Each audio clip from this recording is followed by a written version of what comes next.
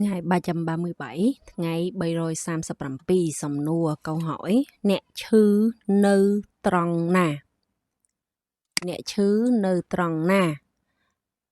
អ្នកឈឺនៅត្រង់ណា hoặc là អ្នកឈឺនៅត្រង់ណា ត្រង់ណា rồi bạn bị đau ở chỗ nào,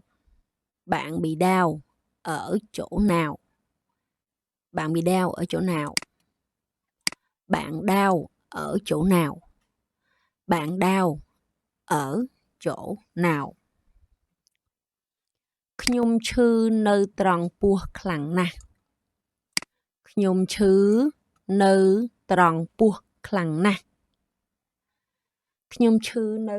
ត្រង់ពោះខ្លាំងណាស់ ខ្ញុំឈឺនៅត្រង់ណា ត្រង់ពោះ ខ្ញុំឈឺនៅត្រង់ពោះខ្លាំងណាស់ tôi bị đau ở bụng nhiều lắm, tôi bị đau ở bụng nhiều lắm, tôi bị đau ở bụng nhiều lắm. ខ្ញុំមានអារម្មណ៍ថាឈឺចាប់ពេញមួយតួខ្លួនតែម្ដង ខ្ញុំមានអារម្មណ៍ថាឈឺចាប់ពេញមួយតួខ្លួនតែម្ដង ខ្ញុំមានអារម្មណ៍ថា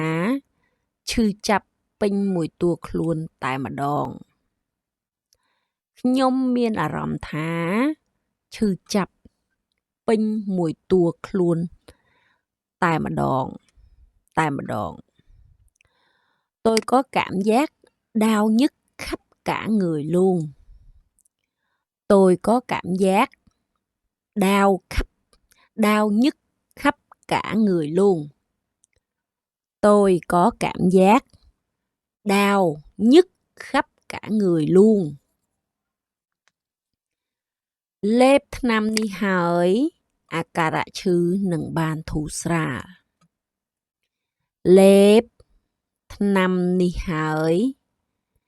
លេបថ្នាំនេះហើយអាការៈឈឺ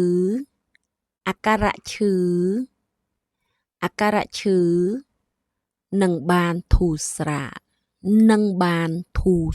ល ស្រាល hoặc là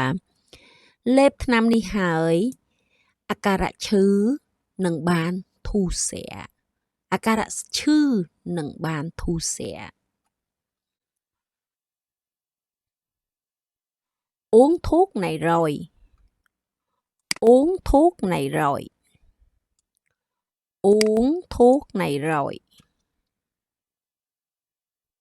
uống thuốc này rồi.